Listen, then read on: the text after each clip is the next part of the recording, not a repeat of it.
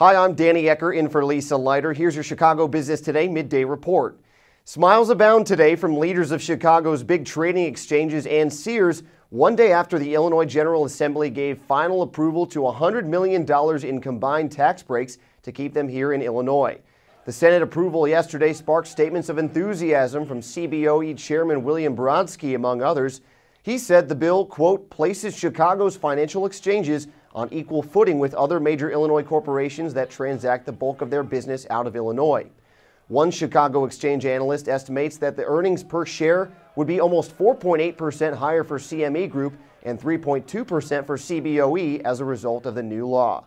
Meantime, a new study found that Illinois lags most other states in how strictly it measures high-quality jobs that come from business retention incentives like the new bill. Washington, D.C.-based nonprofit Good Jobs First released the report, which ranks states both by the number of jobs a tax-subsidized program creates as well as the quality of those jobs.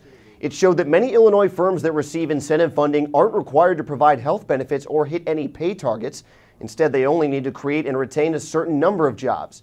In a response, the Illinois Department of Commerce and Economic Opportunity said that while there are no legal requirements to offer such benefits, they are weighed into the decision of whether to make an incentive offer.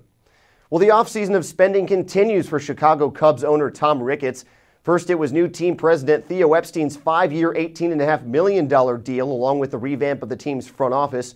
Now, a Ricketts family-led venture has purchased the property across the street from Wrigley Field for $20 million. The one-acre spot is currently home to a McDonald's and a small parking lot, and is separate from the triangular parcel of land adjacent to the stadium that has long been considered a potential development site. A family spokesman wouldn't say what the new owners plan to do with the property, but Tom Ricketts has made no secret of his desire to redevelop the area around Wrigley Field and renovate the stadium itself, hoping to get some help from taxpayers. The only set piece negotiated in this deal is that a McDonald's store must be part of any new development on the site. And finally, a new study on the state's embattled College Illinois prepaid tuition program says the fund could require a $1.6 billion bailout from the state to remain solvent over the next 25 years. Financial consulting firm Gabriel Roeder Smith & Company found that the fund would be completely drained by 2022 if lawmakers don't step in. This after the Illinois Student Assistance Commission suspended the sale of new contracts to families looking to lock in low interest rates for state tuition.